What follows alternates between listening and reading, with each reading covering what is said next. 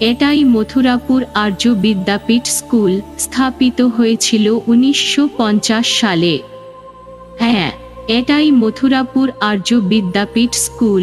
এখানে থেকে বড় হয়েছে কত বড় বড় আন্তর্জাতিক খেলোয়াড়, কত প্রফেসর, কত শিক্ষক, কত পুলিশ, কত বিজনেসম্যান, কত পলিটিশিয়ান, কত না দিন মজুর শ্রমিক।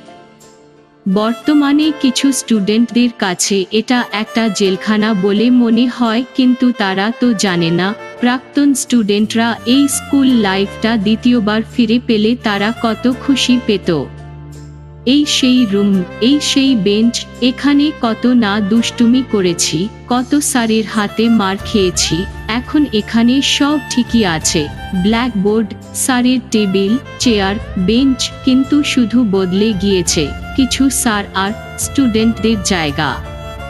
এই সেই মূর্তি যেগুলো কতবার না যে ফুটবলের শট সেভ করেছে। মূর্তিগুলো দেখে মনে হয় দিনের বেলায় স্টুডেন্টরা স্কুলকে মাতিয়ে রাখে, আর রাতে বেলা মূর্তিগুলো স্কুলটাকে শান্ত রাখে। আর এই জায়গাটা দেখে কিছু মনে পড়ছে। এখানে প্রতি বছর 23শে জানুয়ারি, 26শে জানুয়ারি, 15ই আগস্ট স্বাধীনতার পতাকা উত্তোলন করা হতো। যদিও এখনও এখানে উত্তোলন করা হয়। কত বিপ্লবী, কত মনীষী, কত কবি, কত না বড় বড় বীরপুরুষ এই দেয়ালের মধ্যে ঘুরে বেড়ায়। এটা শুধু স্কুল নয়, এটা একটা কারখানা বললেও চলে, মানুষ গড়া কারখানা।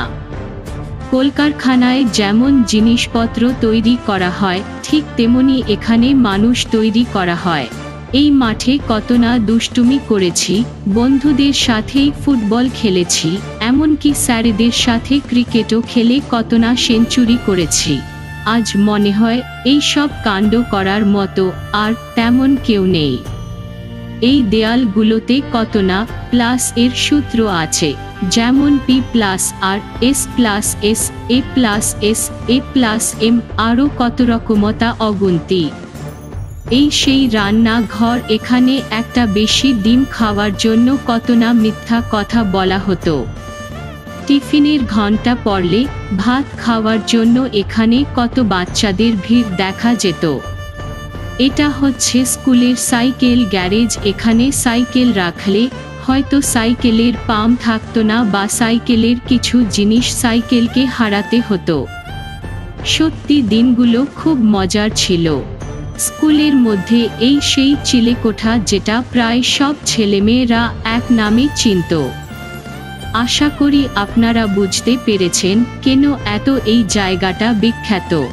এটা হচ্ছে স্কুলের হল ঘর। এখানে শারীরশিক্ষা পরীক্ষা, এনসিসি, আরও কত অনুষ্ঠান অনুষ্ঠিত হতো।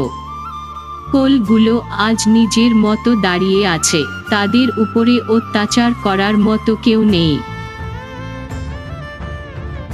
যদি কোনো স্টুডেন্টরা এই ভিডিওটি দেখো, তাহলে তাদেরকে একটাই কথা বলবো, স্কুল লাইফটাকে ভালো করে উপভোগ করে নাও, কারণ এই লাইফটি আর দ্বিতীয়বার ফিরে পাবে না।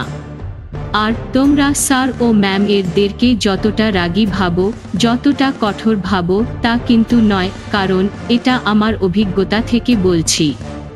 প্রত্যেকটা স্যার ম্যাম এরদের সঙ্গে ভালো ব্যবহার রাখবে, দেখবে বন্ধু থেকে কোনো অংশে কম নয়।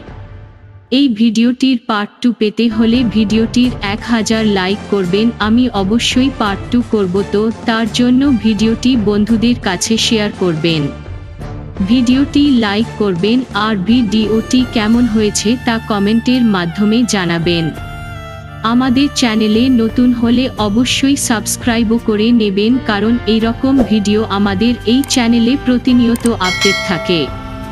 দেখা হচ্ছে আরও একটা নতুন ভিডিওতে।